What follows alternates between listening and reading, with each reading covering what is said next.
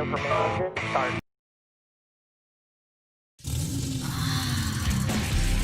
From the trenches of motorsports and Gearhead Central, this is RealTuners Radio, your all-motor, boosted, and nitrous-fed hour of power. Now, here's your hosts, the Reverends of RPM, the Faction of Traction, John Bewley, Scott Clark, Bill Fowler, Scott Evans, Mark Dahlquist, Mike Perduto, James Short, Tom Sewell, Brian Barnhill. This is RealTuners Radio.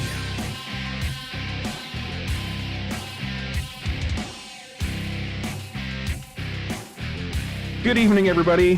What's going on? It's, what is it? Wednesday, January 13th, 2021. We are still here. Welcome to RealTuners Radio. Thank you guys for tuning in. We very much appreciate it. Oh, I already said guys. That was one of the things I was going to try to not do on live streams in 2021. Damn it. I'm just about out of things that Anyway, so welcome back, everybody. Good to see you guys here. Bill, what the hell are you? Is that like is that the secret farm in Idaho or what? No, that's the secret farm in Mexico. Those are blue Weber agave plants you see below me right here. What tequila is made from. Stupid color thing. I should never put my hands up like that again. No, I'm waiting for Oompa Loompa to come marching out and sing a song or something. The Oompa Loompa is back. You need to. He's going to expand up and balloon up. We'll have to roll him out. Oh, I'm totally blown up now. What the? I thought I had this. Can people hear us? Hey, YouTubers, make sure that you can hear us. Does it seem like it's working? I think so. Well, kind of a slow week, although aren't you guys starting to have some races down in the Florida area? Mike, what's going on down there? I saw Wade Rich starting to see some activity, like people are going to be racing again soon. What's going on? We've got U.S. Street Nats in 2 weeks. We've got a top end race in Orlando this Sunday. Yeah, we've been back live. I think the track went back active on the 4th. So we're back and we're operating like it never happened. I mean, like it's never happened. We don't have a winter down here. We'll shut down for 2 weeks in summer. But I've heard good things about Florida opening back up as far as the mask requirements and the group requirements and things like that, and that's helping a lot down there. I saw somebody posting about that on Facebook today. Yeah, our governor friends of ours that went there. I mean, we've been like this for a while, but our governor has basically said that shut up, we don't care. It doesn't exist anymore. We're back to normal. Yeah, or at least it's your option to stay home or wear a mask if you want to, but it shouldn't be everyone else's requirement. You may not be as susceptible to it. So it keeps the businesses open, keeps the economy alive. That's important. If they're going to spend all these tax dollars, they damn sure better have some people be earning some money to pay them. So, you mean you don't support spending money to study gender in wherever it was? I'm so glad it cost me $7,000 to get a $600 check back. Man, what a deal that was. I'm so happy to support Pakistan. Weren't we just asking how we might get in trouble if we got political? I know, and it took 3.25 4 minutes in, yeah. Yeah. Jeez, I need to just shut up. So what else is going on in the world of motorsports? Did you guys see Fuel Tech just announced their 20 analog inputs, 4 speed inputs or frequency inputs, CAN expansion deal, a CAN module that and what is it's like $600 or something like that. And it's adds all these inputs, which gets them much closer on the input side count to a Dominator, right? I mean, I thought it was a pretty cool add-on because it's. What's that put them up to price-wise though? Once you get everything. It's expensive. Those guys suffer the whole tariffs coming in and out of Brazil, so that's why their stuff's expensive. I mean, the rest of these guys are lucky that they have to deal with that, because they would. Still they could really do some damage at the end of the day. It is. It's a table of pulse widths. But you know what? It works for the world's fastest drag cars, man. It goes to show that's all you need. It works for the right applications. So that's what nobody it comes back to. Nobody showed up with Motec that did any better than the Fuel Tech cars when they would ever compete side by side in classes where everybody was equal. Delgado, I just want to be clear. Scott Clark said that. Send all hate mail to Scott Clark directly. Thank you. Me and him were already going back and forth in private message on Facebook like a couple hours ago. It was hilarious. I was giving him some shit because he wants to start like a new social media, which, goddamn, his heart's in the right place. Absolutely. It is. You know what I mean? But I'm sorry. I was giving him a hard time.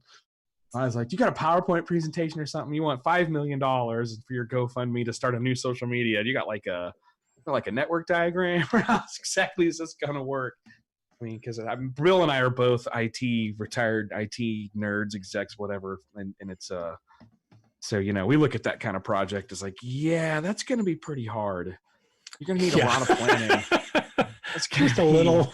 That's a lot of work, man. I don't know if you realize it's going to be peer to peer. I'm like, yeah, that's a lot of work. And what I would do is I'd start a WordPress site or across a server farm somewhere, a virtual farm, and just have somebody pay attention to the security, unlike the Parler guys did. I don't know if you saw that or not.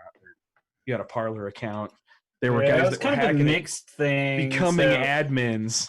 Yeah. So part of that was the Twila dropping them last minute, and kind of that's what opened up their security, but they didn't have any secondary security, and that's what really bit them. Right. They were 100% relying on them, and once that was open. Yeah. As soon as it got compromised even slightly, somebody was there to take advantage of it too. Lots of people. And it wasn't hard. Don't mess with the gamers. Yeah. They will cancel you.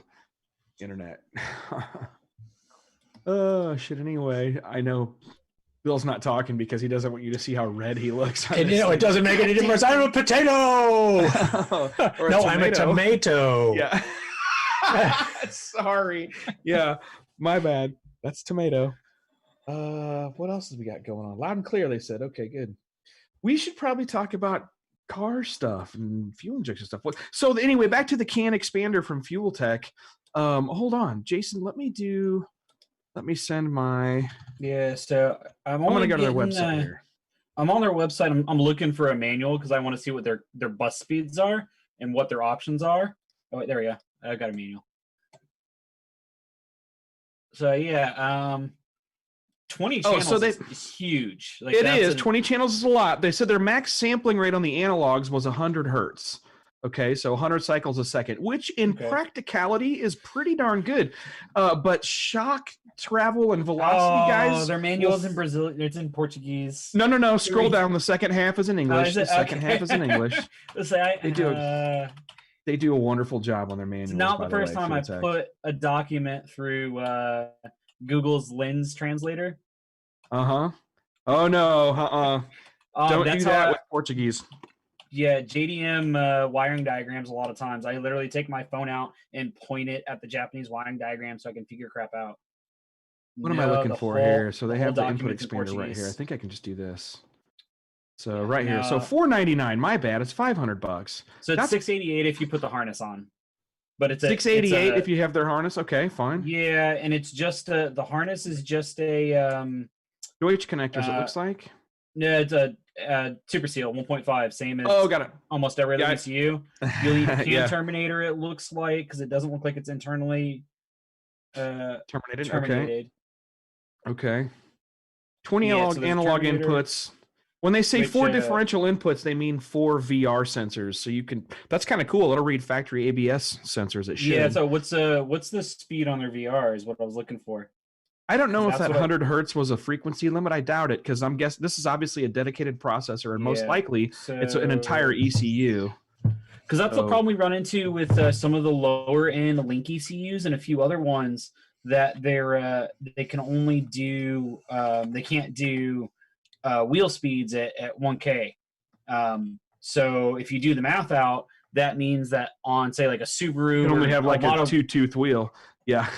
Like they have 60-tooth wheels, and you can't read wheel speed over something like 60 miles an hour or something. Yeah. Right. So, that sucks. You got to make sure that the frequency capabilities are at least a minimum of what you want, well below, really. I do know if you're not maxing out some of those ECUs, it's possible. But what's the point of buying an ECU with a lot of I/O and then not using it? So I was talking to you about this. You brought this up a couple weeks ago to me offline, Brian, but they actually have their analog input set up so you can use them as high-lows. So for switches, so you can run switches into one of these things too. Yeah, so that's one thing. I mean, Haltech does it. Any of their inputs can take 12 volts. They cap at 5, I need to double check that on the analog. I know their digital inputs can. Yeah. Don't anyone go do that with an analog without verifying. So I need to double check that. What I think most installers are going to do with this, and at least in the drag world, are they're going to put this in the back of the car, and you're going to get all the sensors from the rear of the car, the 2 shock sensors, the drive shaft speed, all your fluid temps for any reservoirs that are in the back or anything like that. That's exactly what I do. Yep. Or like I said, I told you I'll take those little CAN modules and I'll actually put them under the dash over the pedal box. So my clutch switch, brake switch, all of my dash switches, my cruise control switch all go through. You know the Holley guys are going to be making fun of more boxes and stuff like that, but the flip side is it's nice because all you got to do to hook this up to the main box is run a single cable with 4 little conductors, very thin. Yeah, like can high, can real low, tidy, real nice. Yeah, yeah. These people will realize that this is actually pretty badass. Okay, this one, the first one I looked at, they're updating their manual literally as today. I looked at this a couple hours ago, and it was in the other order. It was English first, I thought. Maybe not. Anyway, nope, I was wrong. Okay, so yeah, we're looking at this here too on my screen. Am I still Oh, now it's English. Yes. Sampling rate 2 to 100 hertz, 20 digital and analog inputs, 0 to 5 volt for reading position, pressure, temperature, and buttons or switches. I wonder how their pull-ups work if you can that's exactly what I was looking for. I was gonna say, look for a pull-up switchable pull-up resistors to work with thermistors like GM type thermistors, or do they let you configure a curve like Holley does for resistance? I'm really interested in this, man. This is pretty kick-ass. They need to do some outputs. They need this one to have some outputs or some, but then again, you're gonna have to hook up relays and shit like that. But at the back of the car, it'd be nice to have this plus a couple of relays to stage a couple of fuel pumps. You know, or if you're rear radiator in the drift world or something like that, you like to do that. Or if you're running either pumps or auxiliary pump or something like that, or a couple of PWM drives, so you could run your fuel pump controller. Or an air pump if you're using that to keep your dome pressure, supply and your air shifter. And if you're running a single supply for that, I know some people use those Via pumps for that. So it does look like a proprietary can, which is what I expected. So unfortunately, it doesn't look like any cross-brand use of it, unless you want to put a CAN translator in, or they start getting real nice and giving you their CAN data.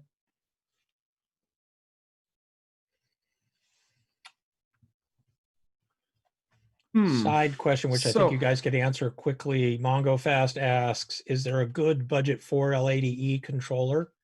Yeah, I answered him over there. I use PCS controllers. The PCS controllers always work great. They're programmable. PCS? Yeah. Ah, man, you know which one I like is the MicroSquirt for a 4L80. The MicroSquirt stuff got expensive this last couple of years. I don't know why, but man, the Micro makes a killer trans controller for 4L80, honestly. Because you can do multiple load PCS references. Yeah, I preferred the Micro. I'm a huge fan of the TCM 2000. What ECUs are running? There's a lot of ECUs nowadays. But we'll do it anyway. I mean, Haltech has it built in now. All the Holley stuff will do it. Most other guys are building at least some level in. I mean, 4L80 is just a simple on-off transmission with solenoids. You can pretty much control it with switches on your dashboard if you really want to get stupid. Well, that sounds good. Yeah. Greg Schmidt. Whoa, Scott Clark. Let's talk about a Holley Dominator and a blow-through carb. Hey, Greg, just think about it. At this pace, 2 more seasons, and you'll be right where we told you should be a year ago. I'm teasing. Sorry, Greg Schmidt. I love him. He's up there in Minneapolis freezing, in Minnesota freezing their asses off. I think he's north of Minneapolis, so an hour or two. But he's saying, but Holley has to add on a dash. Actually, you don't have to add on a dash. You don't need it to run the car. Yeah, you actually don't. Although when you do price it with the dash, it ends up being a thing. It does. I used to run mine just an analog tack and speedo, and I was good to go. Nothing else. I actually prefer that look in the car. I'm going to be honest with you. I fucking hate digital dashes. I'm super tired of them, except for maybe that CD. I like them for secondary data. So yeah, but I did like what was in Dan Parker's car. That's the favorite one I've ever used. It really depends on the car too. Like I've seen some that are integrated really crappily and just they're guys don't put any work into the screen, and it just shows up with a ton of data. So my second favorite one is the one Bill has, but it's hard to configure because it's got so many features. But the Bill, which one is that again? The Dash 2 Pro. Dash 2 Who Pro. makes that one? Yeah. So Those that are the one I UK like. guys. Yeah, the only complaint I have about the Haltech Dash is it's still you're stuck with their screens. They haven't opened a Dash editor yet, so you can edit all the data you get through it, but I can't go and put my own gauges on it. Yeah, AEM had that going on in spades. I really liked their. You can actually do it. It's just it takes a little bit of doctrine in the background to make the Haltech Dash work. But you have access I meant to talk to you about that. files. I think I remembered. Yeah. So I saw that and I was like, oh, I need to play with this, and then it's my own car, so it's bottom of the bottom right now to mess with. But is anybody seeing chat and questions on Facebook? I just asked because for whatever reason my screen is not showing them tonight. No, I see them just fine. Yep. I got them. Oh, I'm sure let's something take I on did. then. We better start doing something, man. You got too many people sitting there listening to that. Sorry, everybody, for boring you to death. Someone asked, let's discuss wiring harness. That's where the money goes. What do you want to know about wiring harnesses? Give me more than that. For any ECU, honestly, for any ECU, don't buy their harness. Go buy a Super Seal connector and buy a good wire and make your own. Yes. Almost every time. Yep, make your own. Best thing you can do. Harnesses, man, like the flying lead harness is, it feels nice for guys that are really afraid of wiring because it's all colored and you have this chart that says where everything goes. But then you got to splice stuff and it always winds up getting messy. Just draw your harness out, put it in Excel, put everything. Jake Hildebrandt wants to fight, man. It was 40 degrees in northern Minnesota today, buddy. I'm walking around in shorts and flip-flops, just saying. Yeah, if you can Orlando, shut up, man. It's not bad. It was 50 if you can degrees measure, if you can measure and draw and plot out and put accurate measurements of what you want for lengths and stuff, there are plenty of people who can build the harnesses. Myself, Brian, I know Nagel builds them. There's a bunch of us that'll build you a custom harness for whatever you need if you can map it out to exactly what you need, right? Lengths are important. Where the brakes are in it to bend to different things are very important. It can be complicated. The easiest thing, obviously, is to take it directly to somebody and let them just do it with their hands on the car. But if you can't, you can draw it out. And a lot of us will read the directions and follow them exactly as you lay them out and make it happen. Make a drawing. It's not too hard to do. There's a lot of ways we can work with you, too, to get the links we need using, rope or a single wire and say, hey, do this layout. And a lot of times what I do for guys that are worried is I'll send them some and say, hey, give me these measurements. And I'll literally just take a single wire or a rope and I'll crimp it and label it and say, hey, lay this out. Make sure it's good. Take notes of what's not. So, sorry to change the subject. Did you guys also catch the Fuel Tech came out with a firmware update that has a relative compression test function? Yep. Did you guys catch that today? Chris Stewart was asking about this on the Facebook chat. And all it does is it shows you the kind of a high sample rate battery voltage, right? So you can tell, and then it ties with which cylinders, so it can tell you which cylinder has a bigger difference or a lesser difference. Oops, sorry. So it's just which cylinder is basically cranking slower. Yeah, which one is drawing or less faster. Current? Yeah, or I don't think they do it by speed. Their explanation was they were doing it by voltage, which I thought was interesting. Chris asked about it. I will put my scope on something, or you can use a trigger logger, like Holly's trigger logger. You can record that, and if you know what you're looking for, you can see the exact same thing. You can see when the cam sync comes around, so you know which cylinder is, TDC number 1 compression stroke, and after that you can just count them, and you know how evenly spaced they're supposed to be. Well, you can see a dead hole, but also you can hear it, dude. If you're cranking it and you're going to see it on the current and the voltage, you're that's right. engine guy at all, you're going to hear a dead hole. If the thing's going, and you can't catch that's a hole that has no compression, then there's your car to definitely been Evans. times where guys haven't caught it, but that seems it's neat, and like from a science standpoint, it's neat. But how many times is that craziest really thing in the world use to confirm? I guess my thoughts on that feature, you have a fear that you've got a dead hole. Yeah, you should there's other ways you can do that on all these other ECUs too. So that one I wasn't super excited about. They know which cylinder's firing, and if they see basically a running misfire, if they see, maybe we should come out with a Holly video on how to do this, how to check that on the Holly and actually see it, because you can, their trigger logger works, the system logger works pretty awesome at displaying that. It's just like a trigger log. Mongo Fast on Facebook, he was the guy who was asking about the controller for the 480. He says he's probably going to end up going carbureted because he can't find non-stock EFI that isn't $2,000. You need to sit down and really draw this whole thing out. So think about this. Let's say I don't care what motor you have. So you're going to go carbureted. So we need an MSD box. That's $550. Then we're going to need your transmission controller you're talking about. It's going to be $700, $800, $900. I haven't priced a PCS in a while. Now you got to buy a carburetor. Good carburetor is not going to cost you less than $700 to $1,000. You're not saving any money going to carbureted anymore. It's not the cheap way out. Or the best. Last time I priced a dollar. PCS, they were around $750 Yeah, as I say, roughly. with the harness. Man. Daniel Limbo, good. What's going on? Kevin Hulsebus, Mike Lefevre. And then tonight. The big note there too is if you start adding stuff, we're NA now, right? Oh, let's say we add nitrous in the future. Now we've got our nitrous controllers. Or you add boost. Now we got our boost controllers or whatever. Now I need a boost controller. Now I need a Davies Craig box to do traction control. Yes.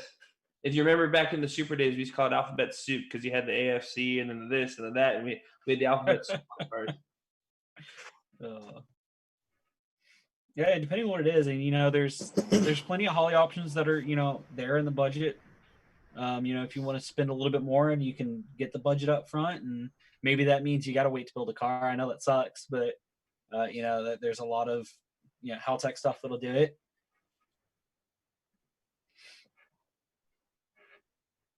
Hard to beat that Terminator X or something like that.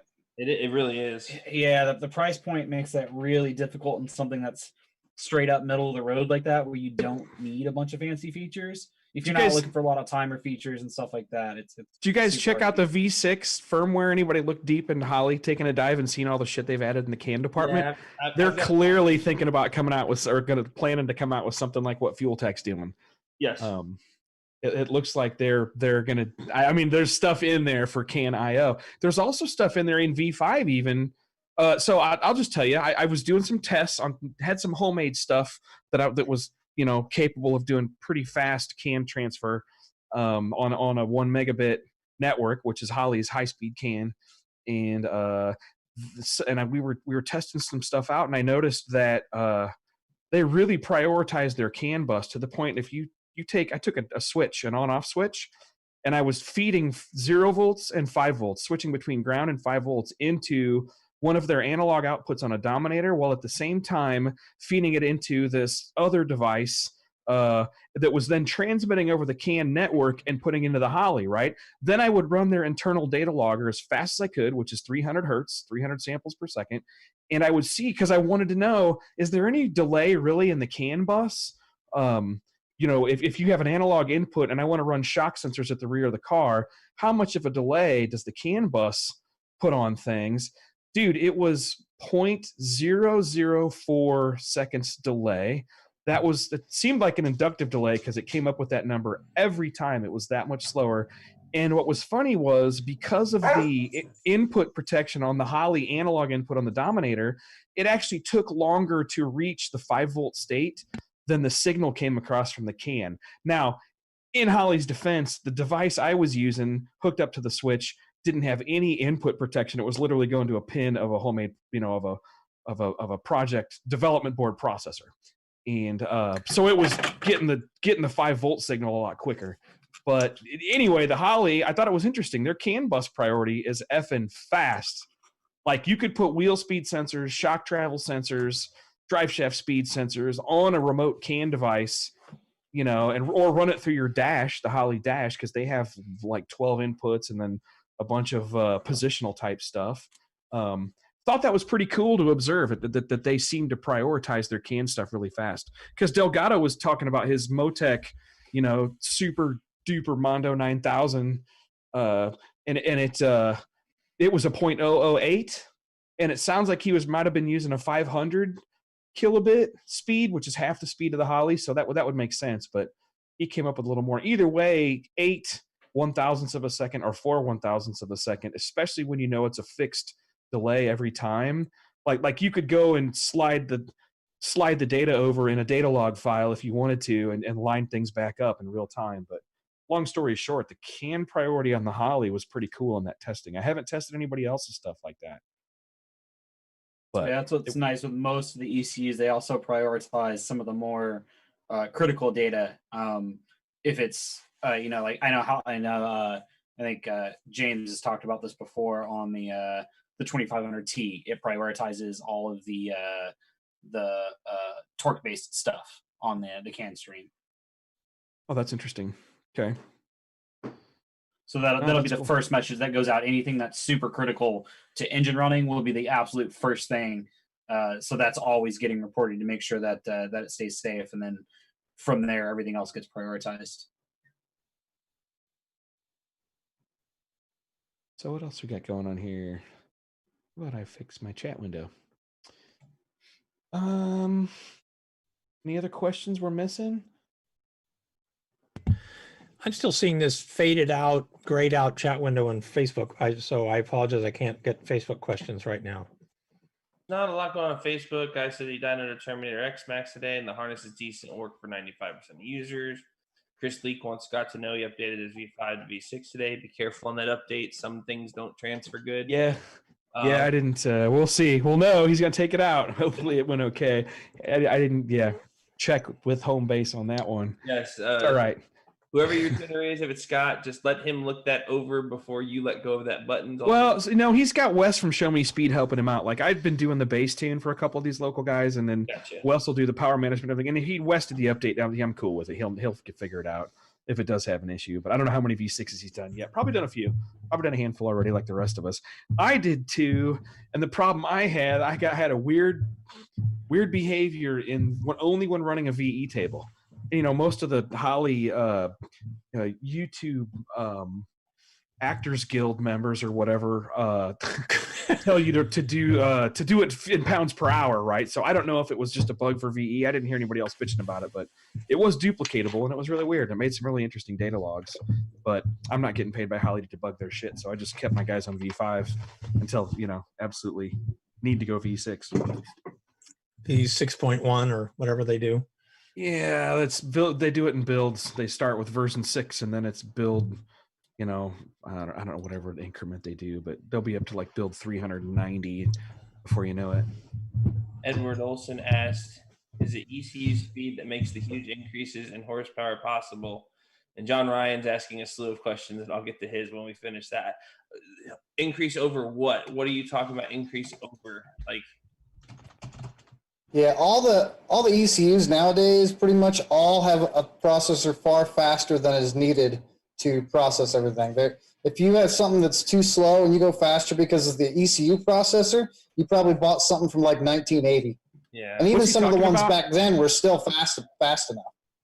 I don't know what he was talking about. He just asked if ECU speed is why big horsepower is capable or something like that. ECU speed and horsepower isn't really doing it more consistently with running every other feature. Yeah, that's where ECU speed comes from. ECU speed only really comes in when you're trying to do a ton of stuff. Is it okay? I saw that's Edward Olson's questions, right? Is it ECU speed that makes huge increases in horsepower possible? No, it's ECU speed that makes huge increases in features you can run simultaneously possible. I know that from the Megasquirt world, because if you turned on every feature they had in their software and you were using everything above like 14,000 RPM, you may not be able to do sequential ignition. It may run out of time in the program loop to address the spark events in time at that RPM. I remember that. And that was a problem with some motorcycle guys.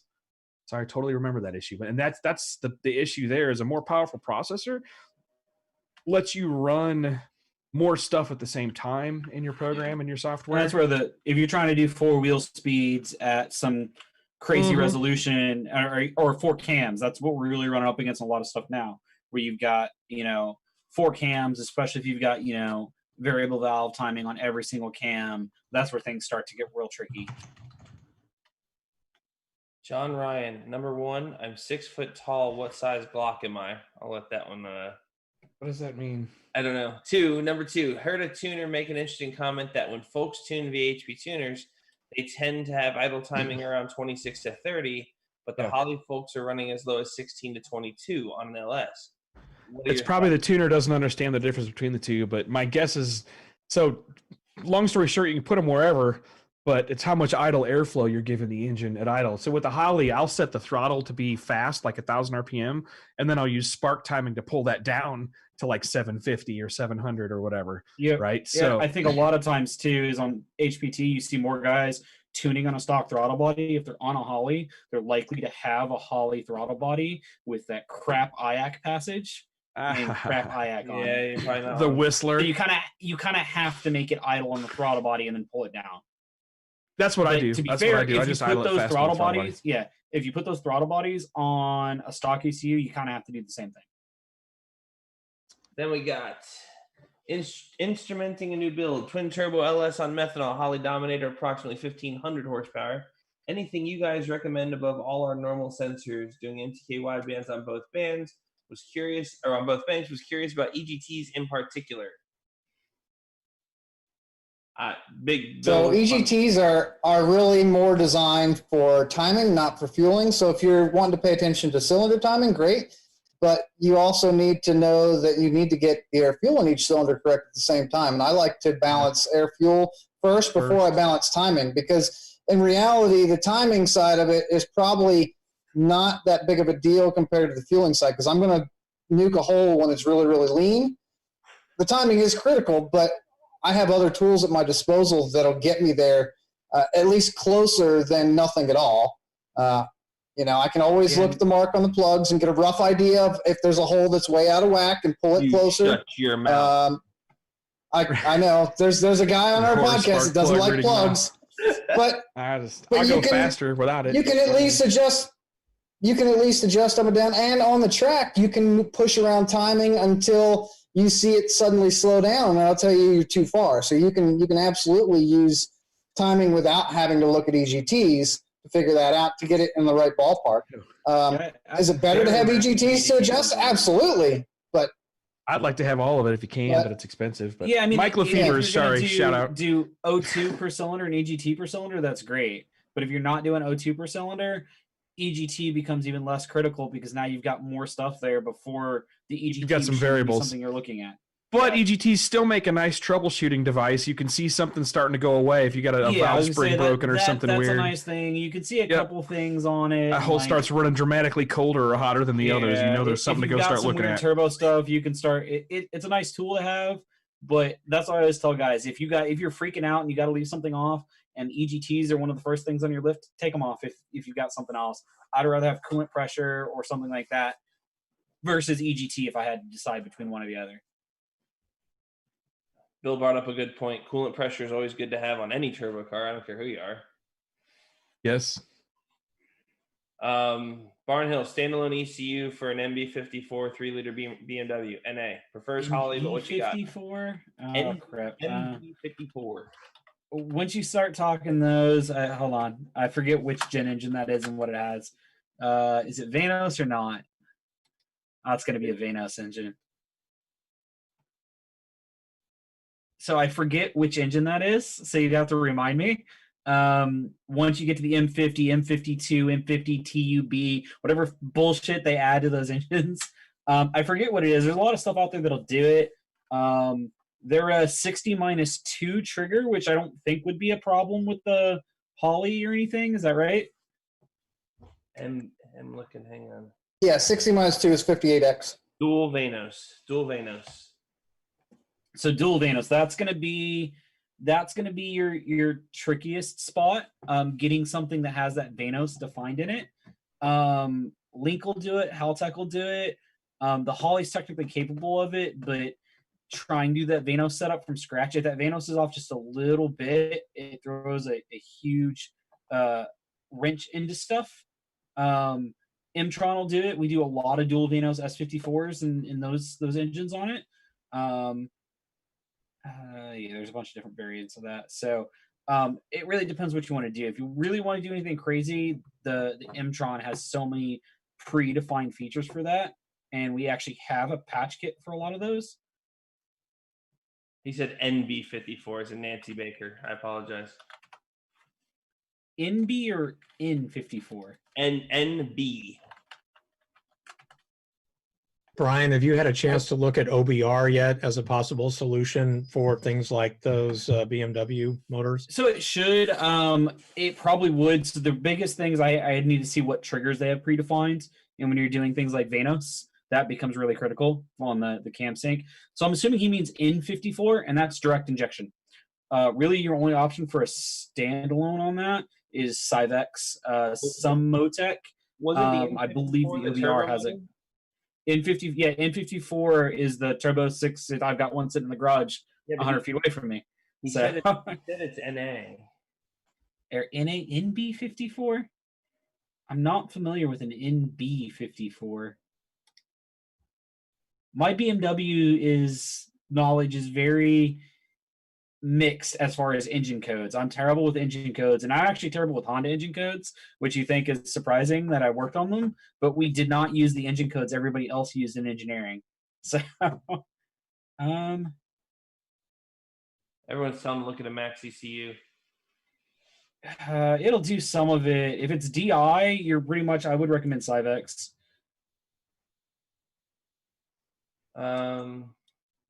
Is there setup you have seen on the Gen 6 454? This is my first big block, and I'm planning my truck build around it, so anything can change at the moment. If you're still talking ECM, Mongo, the Terminator will work on a 454. It doesn't care. If you're trying to be budget and you're trying to have transmission control, I'd put a Terminator X-Max on that son of a gun and ride. And then Jerry's asking if anybody has had success with the cable blaster transmitting and receiving data. He's experimenting with it on his bench. So far, so good. Just wants to know if anyone's had any issues with one at the track. I have not played with a cable blaster yet, but now you got me wanting one. So for those of us who don't know, what is a cable blaster? If I remember correctly, it's a Bluetooth device that plugs into your ECM in the car and then wirelessly transmits to your laptop. Deletes the need for the cable going from the car to the laptop for the tuner. Any known issues with Bluetooth in cars, especially EMF, RF, any of those sort of things? Bluetooth in general can have some data delay, so it's not surprised about it. I would never use one. It's nice to get some basic data. I would never use one if you're trying to do anything real time, really. Bluetooth and real time tuning has never been something that's been super high up on my list. He says it's actually Wi-Fi. I stand corrected. Oh, is it? I have an issue with wireless tuner because I do a lot of grudge racing, and that's going to become a thing where someone else is going to be logging into your shit. I don't care how locked down you think it is. These guys are smarter, and they're going to figure out a way to shut your car off or slow your shit down or something on those lines. Cable blaster is it's Wi-Fi. So how about just do Wi-Fi jamming if you know the other guy in the other lane's using the Wi-Fi and you're not? Turn on the jammer. That's gonna. Man, did I say something I shouldn't have said? No, like I got $20,000 on the line. This guy's gonna crack that code if you have a password on it. Your car's not. Yeah, I mean, so we use Wi-Fi on like the AIM stuff, the AIM dashes and data loggers, and it's kind of the same thing. It's usually pretty good, but there's definitely a little bit of a lag in talking back and forth to it sometimes. An IT guy that understands Wi-Fi better would probably be a better guy to ask about this. I can get my Wi-Fi to connect. I know how to use PoE and Ethernet connections on a bunch of new ECUs, and I know Evans has used some routers so he can talk to his Mtron from inside his house. We've done some of that, but yep. Yeah. I talked to a wireless on the dyno the whole day. Yep. The problem with the cable blaster, if it's all native Wi-Fi, that's great, but you're transmitting between Wi-Fi and in the end serial, because all of these USB stuff, so you're going Wi-Fi to USB and then USB to serial. So you're having multiple conversions happen. It's not native Wi-Fi connected directly to the ECU like Mtron or Motec or anything that has an Ethernet port on it. That the Haltech Nexus R5. So you're having a lot of translation, so that's gonna cause some delays. And if you have a Wi-Fi card that just likes to drop packets or be a little slow, that's gonna make it worse.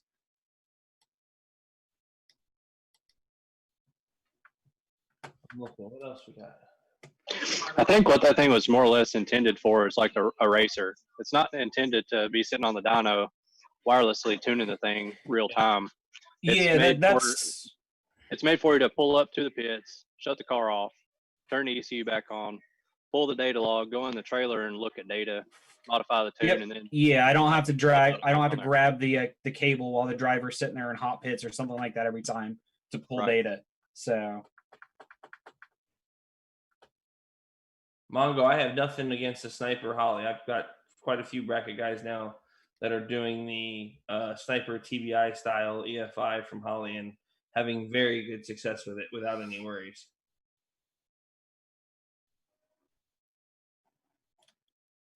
yeah, I've tuned a handful of them for what they are. They're consistent. They're easy to do. Don't rely on the handheld. That's what we've said every time. Buy the cable and tune it through the software. And to be honest, if you want a dash, buy a dash and throw that little 3.5-inch screen somewhere, and don't leave it in the car, because I think we've all said we've seen people revert their tune back to stock with that handheld. Or start the wizard and retune their car unknowingly just by pushing 4 buttons. Oh yeah. But outside of that, they work great. Yeah, I took one that was in a Cobra kit car, and I had to take it away from the guy. Like literally unplug it and take it away from him. Like, I had a lot of guys that had that anymore. problem. I've had like 5 or 6 guys this last year that accidentally did that. I tell them it's just okay, really it's cool. easy. Yeah. I attach their tune. I save their tune that I created back to my computer, my cloud, and then attach it to their ticket in our database. Yep. So I'm just Yeah, like, here's where we thing. stopped off. Yeah. Yep. we Like, talking about hey. on the Terminator stuff. I think you can actually store tunes on that handheld too. So Oh, yeah, yeah, you you can. can on the Sniper stuff too, but if you run the wizard, it overwrites that. Yeah. Or but you have can to always specifically go file load. recall it.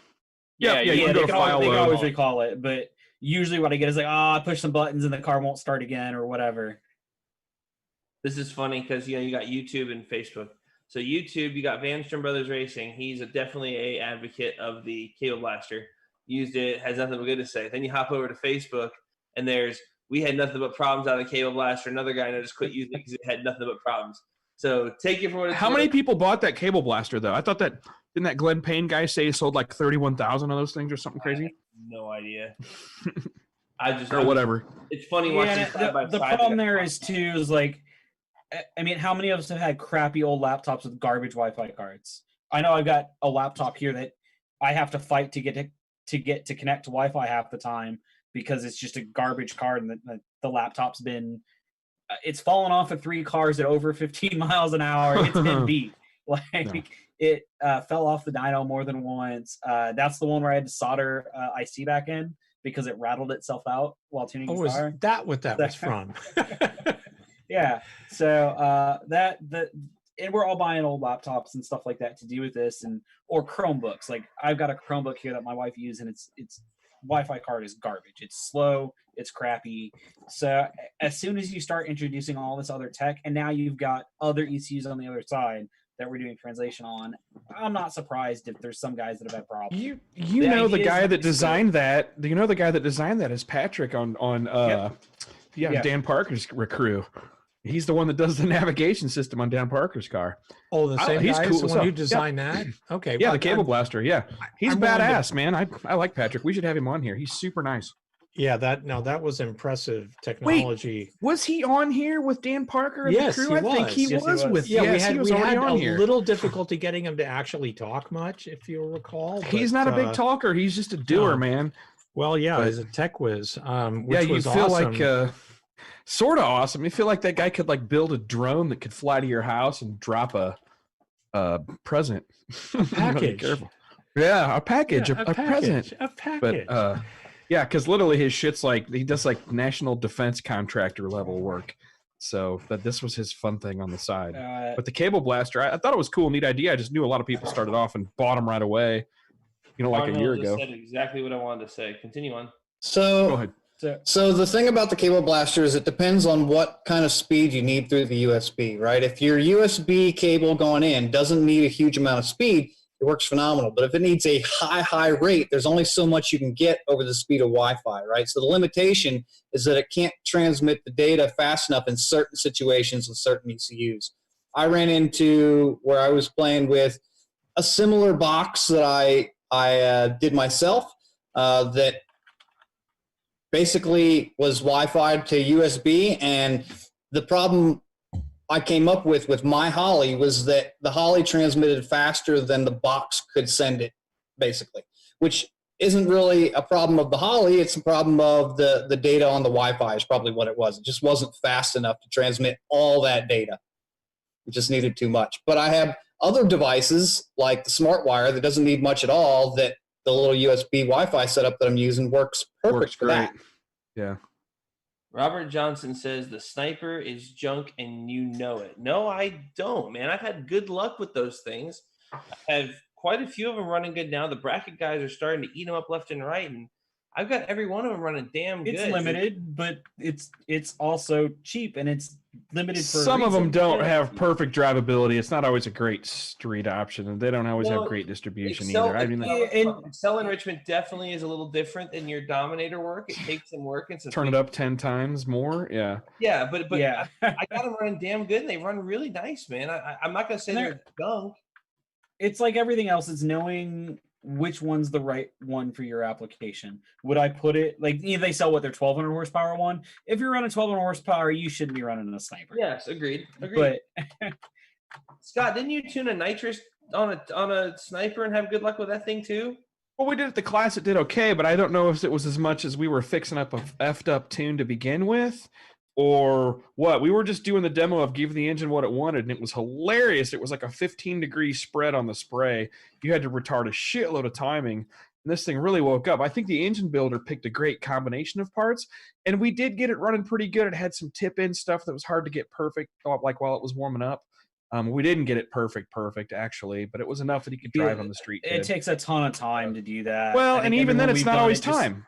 It's not always time. It just can't be perfect, because there's distribution issues at different temps and RPMs. And part of that's just it's not necessarily the sniper. It's the nature of the induction system. Right. So anyway, yeah, I'm okay with them. I mean, if they work, cool. But I've never seen somebody, put it this way, that the 4 or 5 times I've had the opportunity to test TBIs of various types versus port EFI, we always beat them in average power and almost always in peak. There was a time we did an ITB engine with extremely long runners. If you followed Engine Masters Challenge 2012, was it 2011 or 10? Shit, it was one of those 3 years. The Danny Miller entry when it won second place and got beat, just edged out slightly by fucking Brad Nagel. He's my best buddy, by the way, but I'm just giving him a hard time.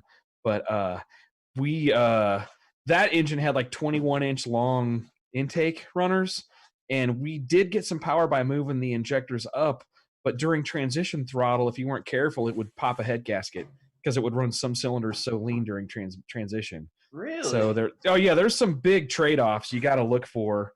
You really got to watch your shit. But your best bet, your safest, and you're going to make solid, reliable, consistent, repeatable power is spray the fuel at the back of the intake valve with a port injector. Yeah, and that's definitely, you're never going to beat that. I would say never. 99 times out of 100, you're not going to beat that. Smart wire. What is going on over here?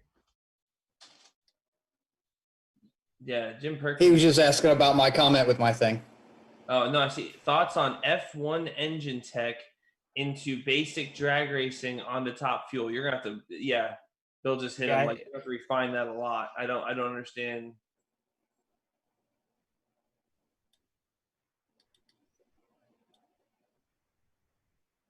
So I guess while we're waiting, I don't know if James is still on.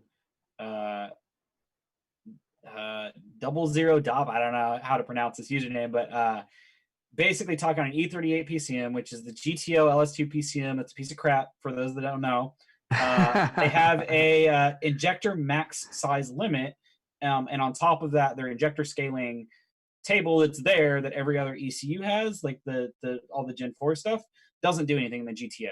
So you have to scale your tune. So he's asking, do you half the injector flow rate and double stoic to make up for the scaling, or half the injector flow rate and double VE math? I hate either option. I don't know if James is probably a better input on that, because my response is pull the E38 and throw it in the trash and put a Haltech on. The E38 is actually the newer one. That's the Gen 4, like 58. Oh, sorry, that is, stuff. yeah. Doesn't that have a injector scaling table? No, depending on the year, the early E38s, I think, 08, Yeah, 09 you're right. or earlier, it still got the 63 pound per hour limit.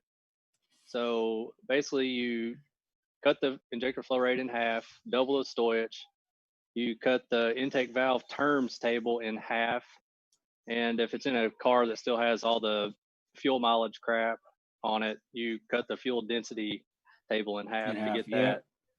And then it basically tunes like, it would normally.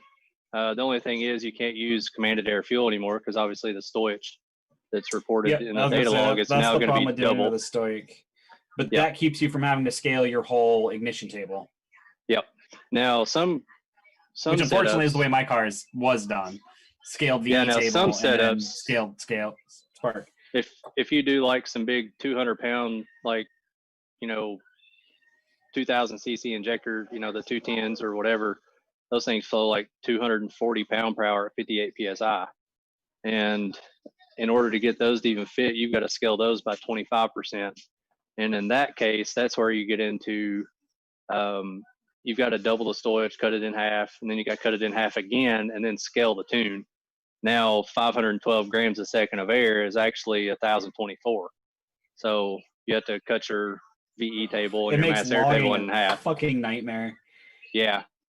Jesus Christ, it'd be better off just to pay for buy a Holly and replace all that, just as long as it took you to explain that. Holy crap. If you need that, I could have installed a Term X and had it half tuned by then. Yeah, you're past where the stock ECU should be running. So yeah, it's no big deal for me because I've obviously been doing it forever. But yeah, for the average Joe, it's a pain in the butt. Yeah, and the problem you run into is that car runs fine, but everything's changed. So trying to track things, and on top of that, I need all that stuff because I'm making enough power that the standalone ECU comes with other options. Traction control, boost control, safeties that aren't there in the stock ECU. So yeah, I can make the engine run, and that's not why I'm pulling the ECU out. I'm pulling it out because I want to do all the other stuff on top of getting rid of this ECU that just annoys me. The big problem is that a lot of these guys who are asking these questions about what they need to do with the scaling, they're doing this because they can't get rid of the stock ECU and still meet their local emissions regulations and their stockish vehicle that they're, so it becomes a problem where you have to either choose to, now you make the car where it doesn't meet your local emissions standards because of an OBD2 test that's required, or you have to piggyback and fool it, which comes with its own set of problems and can be extremely complex and really, really a pain in the butt depending on which vehicle it is. So now you're looking at maybe let's say $2,000 to $3,000 in ECU and harness, and then another $5,000 to get it installed and actually have it run worth a crap. Yeah, no, I definitely understand it as much as I want to talk crap about it. I get why it happens, and my car's been on stock ECU for a while, but the big thing is transmission control. That's really the only reason that you shouldn't ditch the factory ECU, specifically for the newer trainees, the 6L80, 8L90s. Those require all the shoot torque the 8 and 10 speed. Nobody's got stuff dealing with those other than the stock ECUs. Yeah, they do. So, 6-speed, 8-speed, 10-speed controllers are done. 6-speed, 8-speed been done for about 18 months now. 10-speed came out about 6 months ago now. And they're actually working? Thankfully, it's really the E38 and E40 PCMs that have the scaling issues. Am I right on that, James, or are there other ECUs where you have to scale? Yeah, I mean, you still got to scale them on even the newer ones too if you're using a big enough injector, obviously. They basically double the limit. So it went from 63 and some change pound per hour up to 127 and some change. So if you're running something that flows more than 127 pounds an hour, you still got to scale it. So, and the thing is, if you're not running a return style fuel system, you still have to consider the flow rate data. I think the newer ones go up to 768 kPa injector pressure differential. Never dawned on me to run that much without a return system, but yeah. So if you don't have a return system, you have to characterize that injector based on injector pressure delta. Now, obviously, if your fuel system never gets up that high, it doesn't really matter what you put in that particular part of the table. But yeah, the biggest thing on the scaling is if you do have to do more scaling with the airflow, you have to make sure that the delivered torque stuff is right for your automatic trans. Because if it, it's obviously going to cut your delivered torque in half if you actually scale the airflow part by half. Yeah, that's where it really starts. That's why I get why we have to do it. I really hate to take a street vehicle on those ECUs that far just because it becomes such a nightmare to get it to do. And maybe I'm just a bitch, but if it's a street car and I'm going that far, like, I'm saying this having a 700 plus horsepower street car, and it's a straight street car, looks stock from the outside. It's fun, but much more than that. I get it, it's fun, but but then again, I'm not a drag week guy or something like that. I 100% get it. It just it sucks and it hurts me to do that, knowing how much of a pain it is, and that all of the math is fucked up now. But is the math still math? I mean, it's math. It's just hacked math. It's math. It's a yeah, pain in the ass. Once you have the thing basically set up, it tunes out the exact same as it. It's just the numbers are different. It runs the same. It's like I 100% get it, and like I said, my engine's been fine. Like it runs it fine. It's definitely something that I think a lot of people don't understand how deep it's not just scaling 2 tables, that it messes with everything, and you've got to go and tune it right, not just band-aid it and hide the torque errors and stuff like that. A little shameless self-promotion. If anyone wants a chance to own my Turbo Smart Car, they should go to my Facebook page. Saying.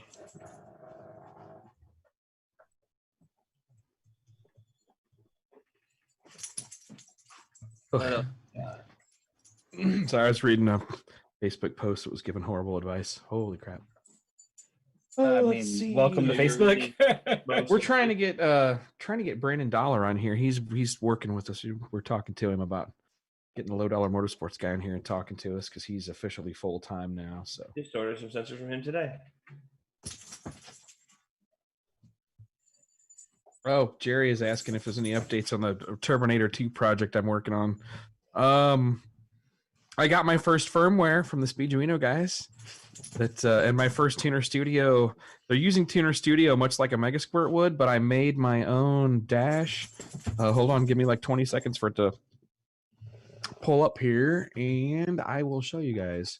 But yeah, so he actually got me a tune or a calibration there's some work we still got to do. We got to put the engine start sequence in the firmware and then make something in Tuner Studio work for it. But let me share my screen here. There. So I think put it in designer mode and it lights up. But I was just playing around making my screen. But yeah, I mean, he's got the basic stuff here. So we'll have a simple fuel table that says based on, and it won't be, the load's going to be throttle position. Based on demand, what's our maximum fuel when he's at wide open throttle? We'll kind of have our own way of controlling the rate of fuel increase just by having this table like that. So pretty excited about it, man. It should be pretty cool. I don't know. Anybody else got questions about the Turbinator project? Oh, it is on a Speeduino. So if you're following that group, or if you follow Arduino development, that's a Arduino Mega 2560, which is pretty badass. And I have his firmware source code, which they give out because that's truly an open source project for what you get. There's not anybody in there jacking up the price. It's a nice budget for the price. It's a crazy good ECU, Speeduino. Anyway, I looked at their source code and how that stuff works. It's pretty cool. It talks with Tuner Studio, so it's kind of like using a Mega Squirt. Was easier to set up than a Mega Squirt by far. It was kind of simpler. They kind of have a better wiki and how to, and everything's kind of better organized on documentation. There's less of it to have to go through. But yeah, so anyway, we're looking forward to testing on the engine dyno maybe 3 weeks from now with our beta or alpha. It's actually going to be something just like a breadboard. And then once we get all the circuits finalized, I'm going to go immediately have circuit boards made for it. Probably a through-hole design, maybe surface mount. I don't know yet. Maybe a single-sided SMT or a through-hole design, dual-sided. And then we'll do testing again on the dyno sometime in the late spring, early summer.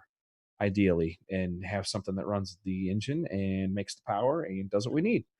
So we got to add things like EGT protection and things like that. But when we first tested on the dyno, we don't have to worry too much about that because we can just manually shut it down if things get out of control.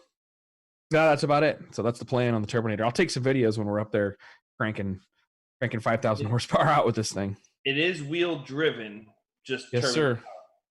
Yes, this car is turbine powered, but it uses a shaft that drives a transmission and the transmission's 1 speed, obviously, but it's actually wheel driven and it's 4-wheel drive. That's the important thing to notice, because I don't know. I was thinking Poteet and those guys. This engine made about 3,700 horsepower worth of fuel consumption, right? They know the manufacturer of these engines.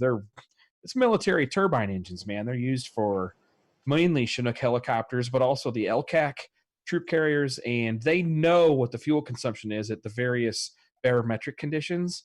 So they know the BSFC. So we know this thing was making like 3,740 shaft horsepower at altitude at Bonneville. I would have thought that Poteet and companies, big block, turbo big block engines, they're A-sized engines, which are unlimited displacement. They could run 2 of them if they wanted to. I thought they would make about that much horsepower steady state. Rick Vesco, the owner of this car, kind of said, now we think it's probably a couple hundred less. So, okay, all right, whatever. My thing is, if you look, this car doesn't eat tires nearly as hard as the 2-wheel drive cars. So, and I think the all-wheel drive is one of the big keys. Plus, this is a very, very well-developed body design with many, many years on the salt. The body that's on this Turbinator car. It's the Vesco family has developed it over the years, and it's pretty cool deal. So I am lucky as hell to be a part of this, because it could potentially, it's the closest car to doing a 500 mile per hour average, and therefore a 500 mile per hour record, the first one in history at Bonneville. And Bonneville is only wheel driven cars. It's no thrust cars. The thrust cars do not run for SCTA records. Those are, the Guinness Book guys or whatever. But for wheel driven cars, this one's already the fastest. It's already logged a trap speed of 503 exit speed, but the average for that 5th mile was only 493. They want to average a mile at 500, and then they want to go back it up. So just as a refresher, I get to basically put together a couple of guys and a team that comes up with a couple of homemade ECUs to control this engine, because they're usually hydromechanically controlled, which required going to an electronic fuel valve. Dude, the fuel valve on this thing, you guys, is like $14,000 or $17,000. It takes a 0 to 5 volt signal from your computer, and that's how much fuel it's putting into the engine, right? And you have to be careful about how fast you accelerate it, or when you start the engine especially, you have to be very controlled with the amount of fuel you put in it. Otherwise, it'll over temp or flame out. Just there's a lot to it, but that fuel valve is like $14,000, which is, expensive. I don't know if you guys are bitching about your alcohol fuel systems. Any questions? Anybody else? I'm putting everybody asleep. You're Sorry. good. You go over my head with that stuff. It's intriguing, but you just go over my head.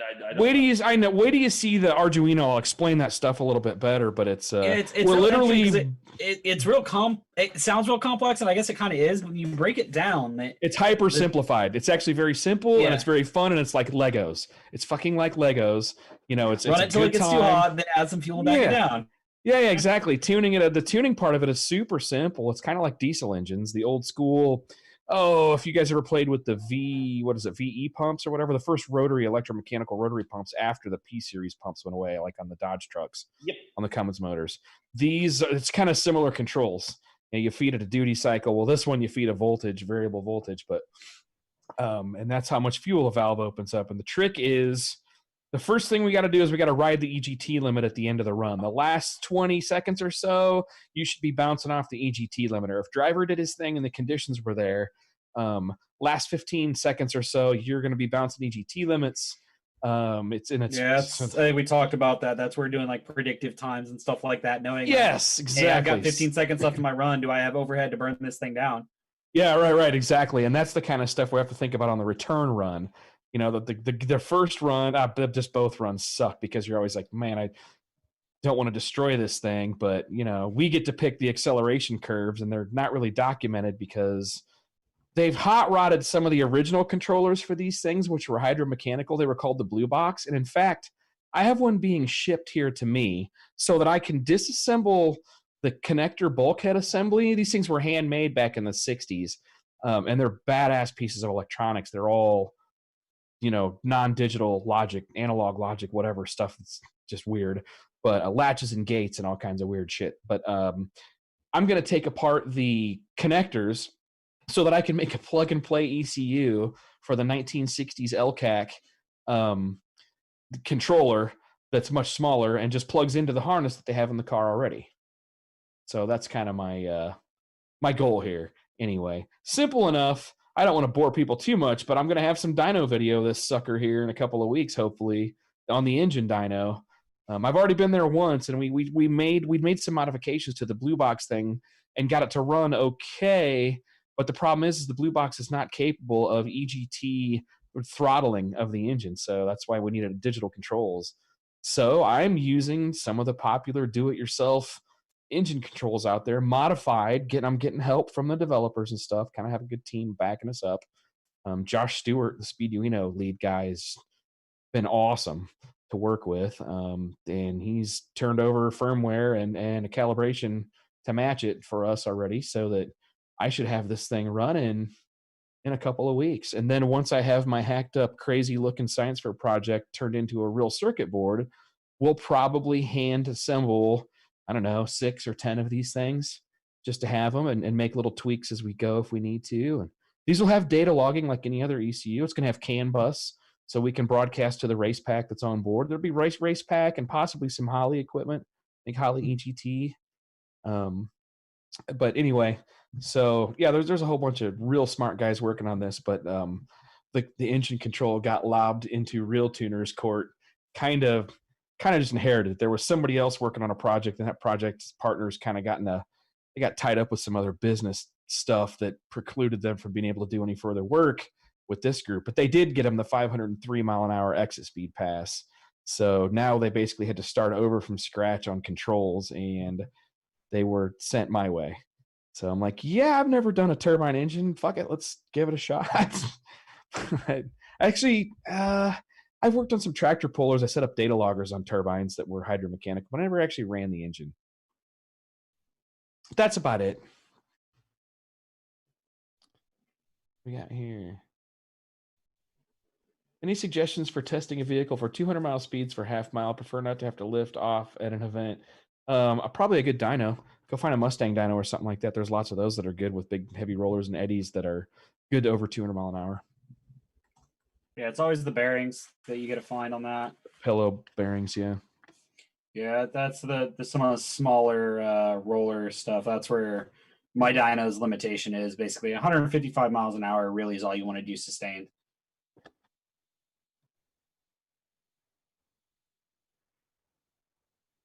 What else? Uh-oh, they're getting slow. Don't make us close it down.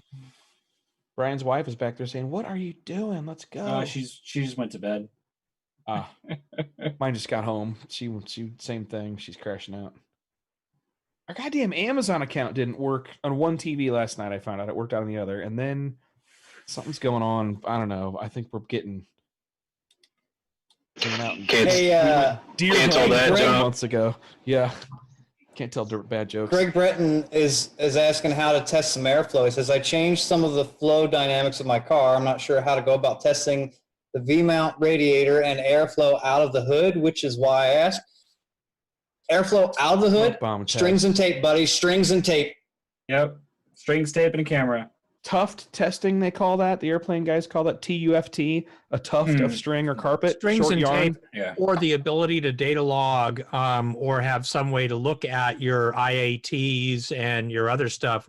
Our track attack car, the Cobra with the 2018 GT swap, we added some vents at the leading edge of the hood right behind the radiator and dropped our IATs by 25. and solve for a problem that we were having with the hood, and that motor just blocks everything out of the radiator. So, you know, I kept pushing for the twine and the thread and all that, and we just looked at the data. Yeah, hell, I guess it depends what you're trying to do. Like at the end of the day, yeah, getting the temps down is nice. But if you kind of want, like one of the things we talked about, and it was actually funny. My buddy and I were talking about some of the hood vents on a couple cars. Miata's what started, but we started taking a look at a bunch of the other cars. That technically you should have basically a little straight gurney flap in front of your hood vent to create a low pressure zone behind it. And we just realized a couple weeks ago that we started noticing a bunch of the new hood vent companies doing that. But yeah, I mean, data's good, but the wool tough test, if you want to actually visualize the flow, is really hard to beat. Yeah, you just have to have it in a way so you can see it. This particular hood has a significant kind of roll down. So when you're belted in the seat, you can't see it.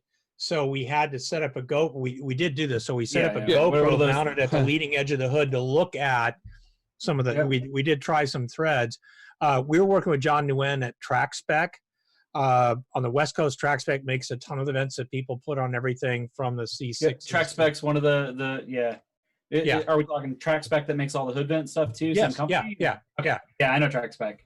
Yeah, so John, we've known John for quite a few years, and so we showed him our hood. We showed him because it's a 2000 Cobra R hood, which has, you know, it's a very aggressive leading edge bulge that then levels out. And so we were kind of working on where to locate it and what to do. And he made up a couple of vents for us. And then we worked on the mounting location, but significant difference in coolant temperatures and inlet air temps and all of that. Because we're working around packaging that 2018 Cobra motor in the 99 chassis. So it's interesting.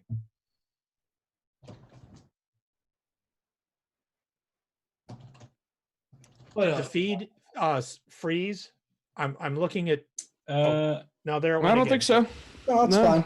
I'm seeing it. Everything looks good on the YouTube is good. Probably my internet. Facebook looks both Facebook and Facebook's whatever, for now. You started moving. Yeah, they all again. caught up. Yeah. All right. Mine's been moving. Sorry. Facebook is weird, man. They've been changing a lot. For the last 4 podcasts we've done, there's been completely different setup interfaces each time I've done it. Like I'm trying to take notes. Well, it's hard. Okay, I'm good. Go ahead. It's hard to censor people if you leave it the same way all the time. They have to make it so they can easily censor people. I set myself right up for that one. No, you're right, man. We are going to get ourselves shut down. Yeah. I'm telling you. Hey, I didn't say anything controversial. I just said they made it easier to be able to censor what they needed to censor. If I wear a coonskin cap, it's 50-50 we get shut down. I wanted to say one more thing to Greg Breton because he was asking wind tunnel questions. Man, $1,500 to $2,000 goes a long way in the wind tunnel towards figuring stuff out. Yeah. Nothing is ever like people think it is. I don't care what anybody tries to tell you unless they've been to the fucking wind tunnel with that chassis. They have no idea what it needs or wants. Guaranteed. That's the bottom line. Don't tack splitters onto cars. Don't make arrow changes to shit until you go to a wind tunnel and get that actual data. Because you never come out of there with this thinking, basically whatever you expect or whatever going in, totally wrong, and you're going to find out totally different shit, and you're going to learn something, and it's going to make way better. There are a lot of companies offering smoke test CFD testing for good pricing now too. So you can try a lot if you want to try some big stuff and you have no idea. You could try CFD scan. Yep. Yeah, there's some companies out there. The smoke test and downforce tests are worth their weight in gold because there is such a thing as too much downforce that'll slow you down, and you can have the guy there that knows this thing or two be able to tell you, hey, you don't need that much downforce, or you're going to need more at that speed. No, but the problem is there's also, you can get, every bit of downforce costs you drag and slows the car down, right? You can get more or less downforce for a given amount of drag if you have your shit together. That's the other thing. People are like, yep, just more or less downforce. That's all there is. No, that's not what there is. Lift versus drag ratio. Yes. There's so much more to it. Don't read on the internet. Don't talk, don't believe guys who haven't actually had their car at the damn wind tunnel. A lot of my land speed guys are going to the wind tunnel now, and it's really cool. The Matajasic brothers have the cheapest low buck car that went 235 mile an hour. And they've been on the show many times at Arkansas Mile, they were smoking guys that had 100 times more in their whole project build than the made Jacek brothers. And it was interesting because all they did was they applied what they learned at the wind tunnel trips they'd made. That was their biggest focus, was aero on that car.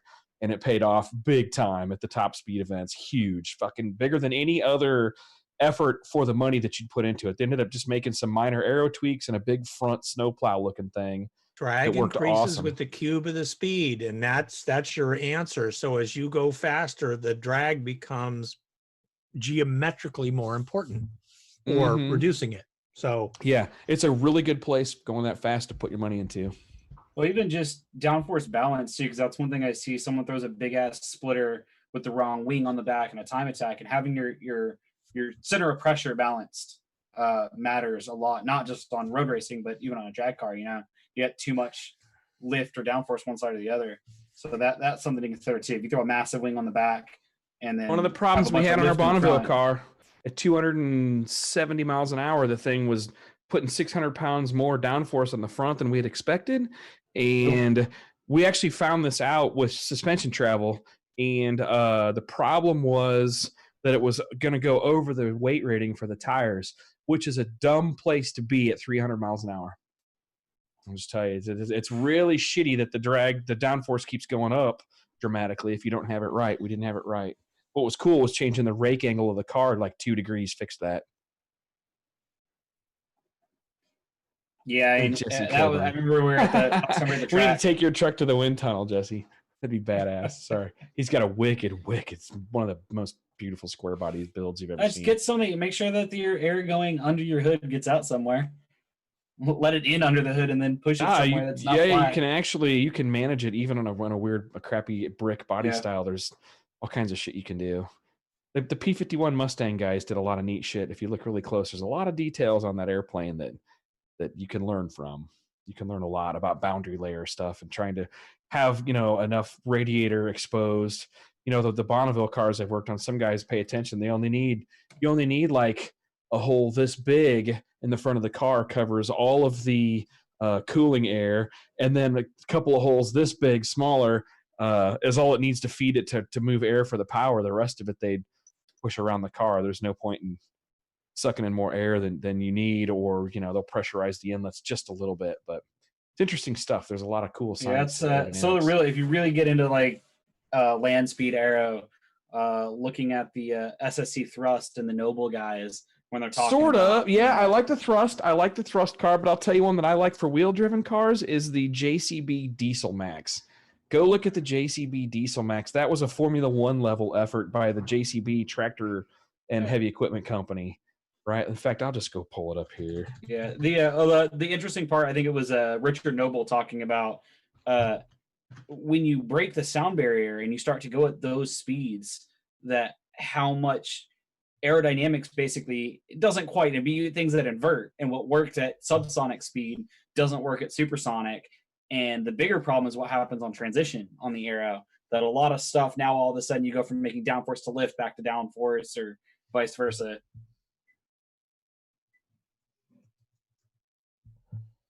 Somewhere. There we go. I found the picture. Okay, so where's it at here? This one. Wish I could do it better. The Diesel Max right here. You can see it. Do they have bigger pictures? There it is. This thing was badass. It had potential for 500 miles an hour, but they just wanted to go fast and set up the first 300 mile an hour record, 300 mile an hour. This thing just lazily went 300 miles an hour after they got their bugs sorted out. And I mean, it was just awesome to watch. But this car has a shitload of aero design into it, and it's the flat bottom philosophy for the most part. But the design that went into this, they spent a ton of time in CFD analysis, and I'm guessing that thing probably was in a wind tunnel as well. But neat car, neat design, neat to watch. Cool people, fun to talk to. If you never mess with CFD, it's nice when you're like, I don't know, I got these 30 ideas. Let's run them all and see what happens. Exactly, yeah. Nope, that was good. I enjoyed meeting those. I got to meet Andy Green.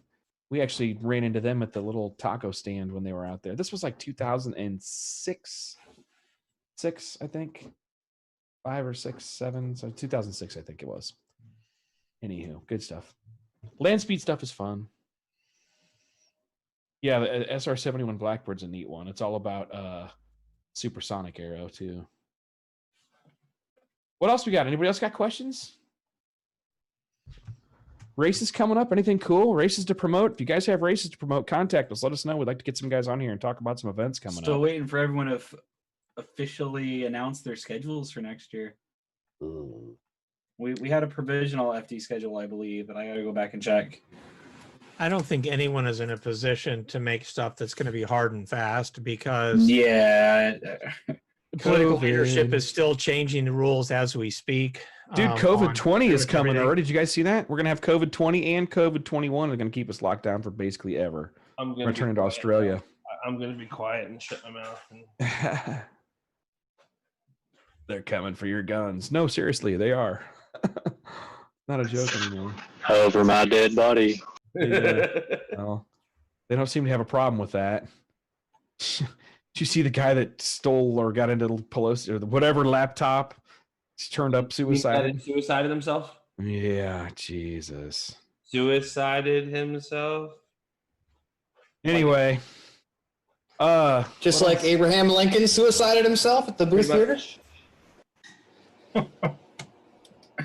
Wait, What else? Got other questions? Anybody else? Yeah, be quiet now before I Because die. we can wrap it up. I'm okay with that. We got code work to do here. We're working on programs. Me and Jason got a bunch of shit going on. That's that Terminator project. We're in the get her done phase. Lots of stuff going on, making our Canva stuff work. I really want to figure out how to do an episode on CAN, but trying to explain that in a way that makes sense is difficult. You're gonna wear for people me. out. Yeah, it's hard. It's Yeah. kind of hard to explain how it works. It's one of those. there's- You walk someone I'll try to through help. it. It's Yeah. yeah. I'm just trying to think of a way to do it that's not just like it's one of those sit down like let's just play with CAN because that's really what I feel like every time I'm figuring out. I was like, oh, I'm just The playing with it thing until it to works. the thing to do, in my opinion, is probably I want to get Wireshark, and Wireshark is free software, but it's widely known as a great network configuration and testing tool and packet sniffing and debugging stuff. Wireshark is the bomb, and it's open source. You can get a plugin and a CAN bus adapter for it to make it read CAN packets, and it's nice because you can sit there and watch the packets change in real time. It'll highlight the ones that are changing on a stream, so you can change RPM on a simulator, and the ECU RPM will change, and it'll broadcast a different RPM, and you can track down, well, okay, there's that address. I don't know if you want to get into like big Indian and little Indian, or the difference between extended CAN and standard CAN, or 29-bit. Yeah, I don't think we You're go gonna that put people to far. sleep with that we shit. we can be like, yeah, there's You some can stuff read and here, sniff but- CAN on a picoscope. Yeah, I know, I mean, I know, but it's not as easy to works see the really changes well. on the scope. It's not as easy to see the changes. I think it's. I'll agree with breaking that. it down to the basics of how a CAN works, what an ID is, why it works, and bits and how basically this we can break down some of the CAN data we have and how it transmits stuff, and then some real basic decimal, hexadecimal, because that's something that just you don't need to understand. But if you No, you're gonna put people to CAN, sleep you with need- that.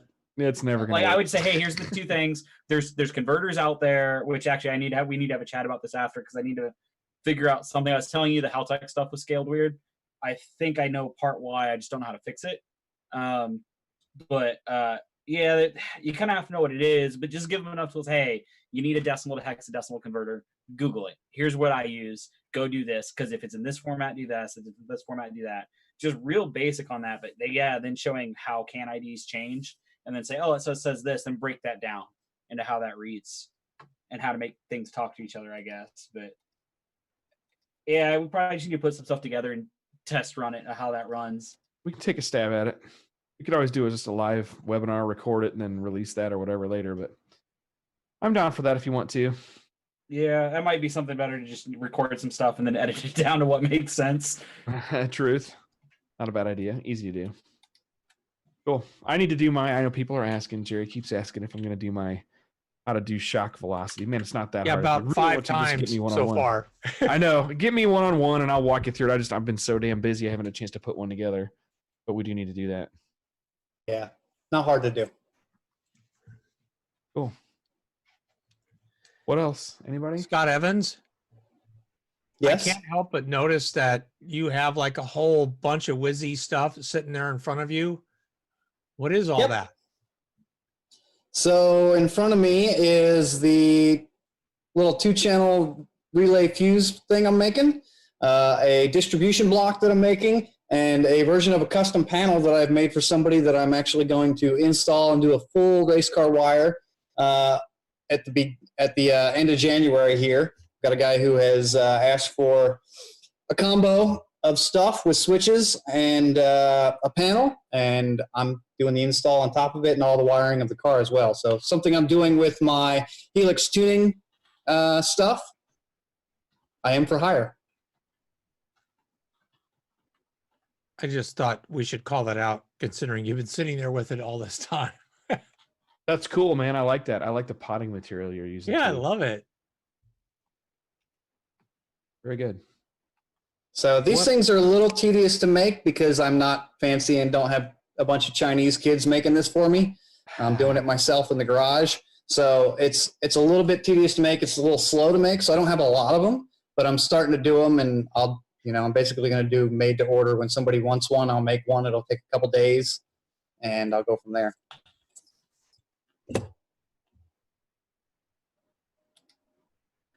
I have a customer for you. We'll talk about it offline. Perfect. Going once, going twice. We'll put something together on Can. There Give us was a something fun to question that do. came up earlier, and I'm having trouble responding to it on YouTube for some reason. I'm technologically disaster tonight, but the guys at Vanstrom were asking about experiences. Again, we're going to go into a crazy world here. Boosted Coyote motors and mean best timing on methanol and all that.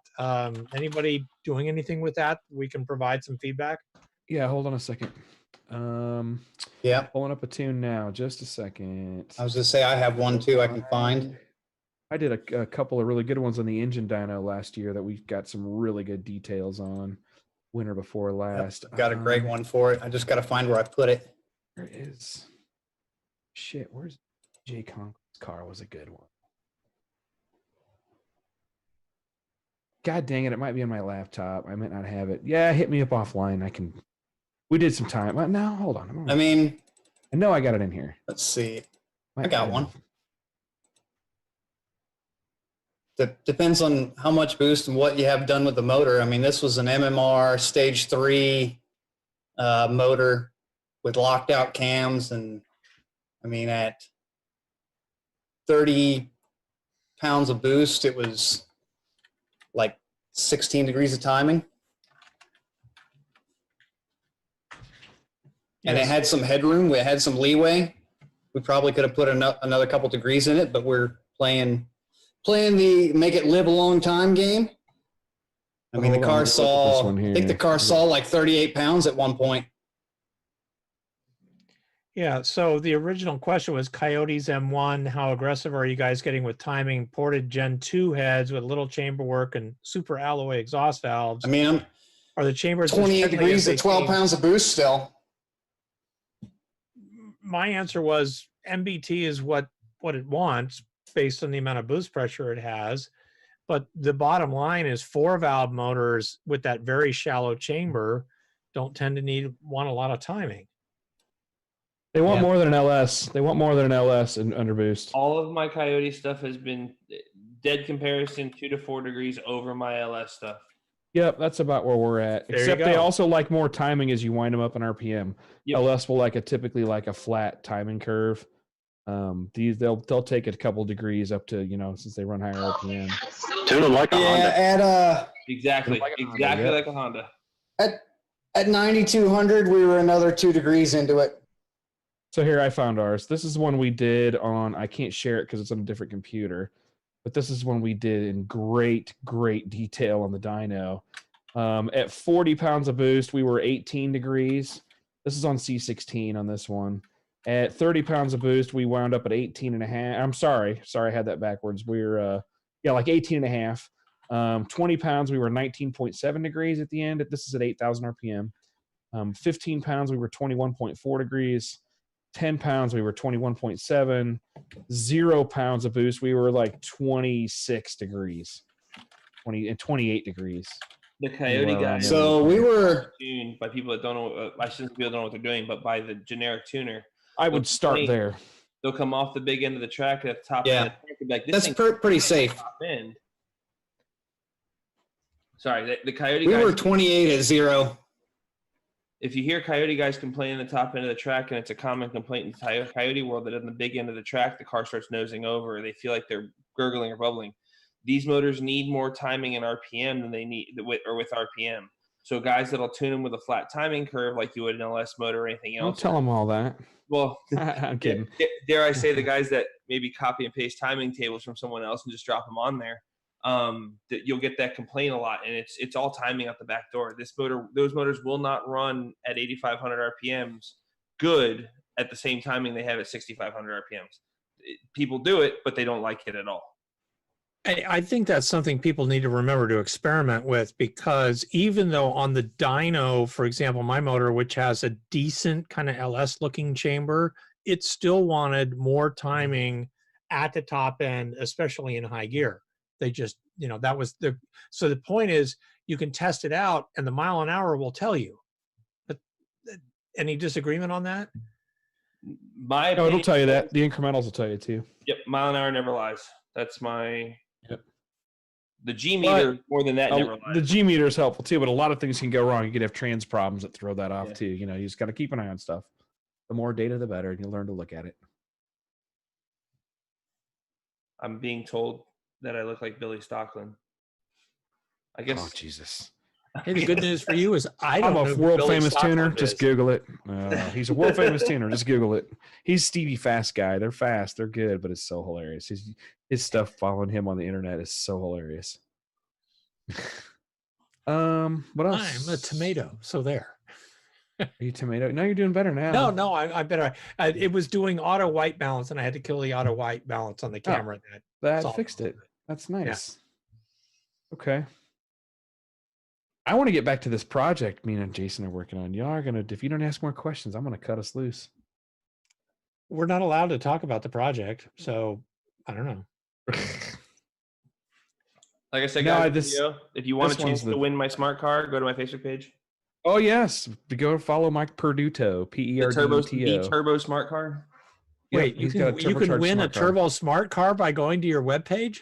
You have to go to my Facebook page and buy a sticker, but yeah, you could potentially win a Turbo Smart Car. Oh my gosh. That'd be so fun. We drove one of those as a rental in Hawaii some years ago, and I got that thing up to 98 miles an hour. Now imagine one with double the horsepower. Yeah, I know. 104, here we come. That's almost Miata level horsepower at that point. Hey, people were looking at us like, what the hell just happened? Oh, yeah. Admittedly, this is my favorite part of being in Hawaii is they have an interstate in Hawaii. So wait, hang on, what? Yeah, there it is. There it is. What state does it connect to? Yeah, precisely. When has congressional spending ever had anything to do with reality?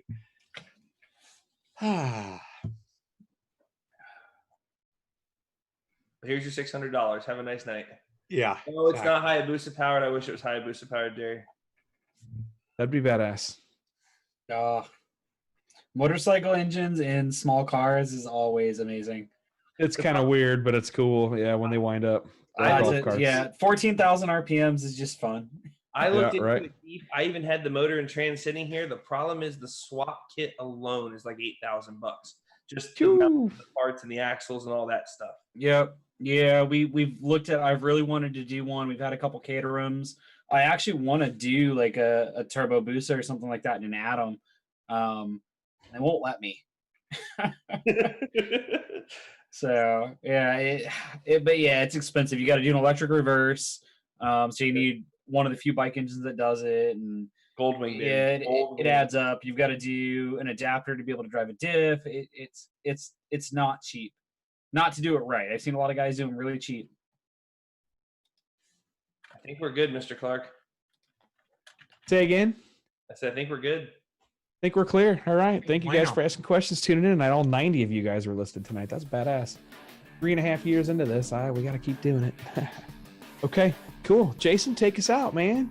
everybody else, have a good night. It was good talking to everybody, and we will definitely be back next week and hopefully get Mr. Dollar on here or Mr. Kevin Van Noy. I got them both in the queue. One of those two are going to have to man up and get on here.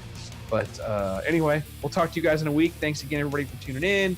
And be safe and let us know what's going on out there motorsports-wise when we get the season kicked back off. Take care.